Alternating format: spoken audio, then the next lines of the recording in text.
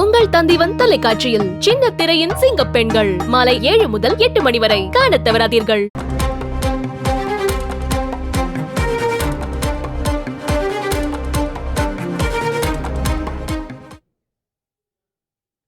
சென்னையில் சாலைகளில் சுற்றித் திரியும் மாடுகளுக்கான அபராத தொகை 5000 இருந்து 10,000 உயர்த்த தீர்மானம் கொண்டுவரப்பட்டிருக்கிறது. மேயர் பிரியா தலைமையில் நடைபெற்ற மாமன்ற கூட்டத்தில் இந்த தீர்மானமானது கொண்டுவரப்பட்டிருக்கிறது. கூடுதல் விவரங்களை செய்தியாளர் ராமச்சந்திரனிடம் கேட்கலாம். ராமச்சந்திரம், இது தொடர்பான முழு விவரங்களை பதிவு பண்ணுங்க. வணக்கம். சென்னை மாநகராட்சி மாதாந்திர மாமன்ற கூட்டம் மேயர் பிரியா ராஜன் தலைமையில் தொடங்கியது. புதிய ஆணையராக பொறுப்பேற்ற திரு குமரகுருபன் முதல் கூட்டத்தில் பங்கேற்றுள்ளார்.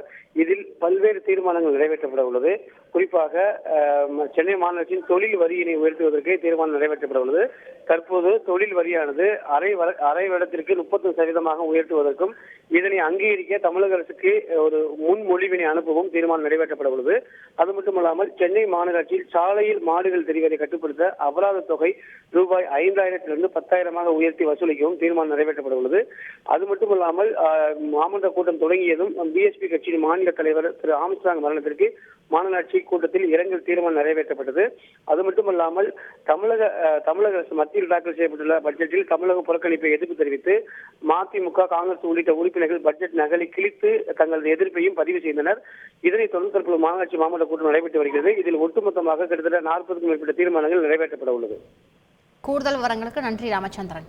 உங்கள் தந்திவன் தொலைக்காட்சியில் சின்ன திரையின் சிங்க பெண்கள் மாலை 7 முதல் 8 மணி வரை காணத் தவறாதீர்கள்.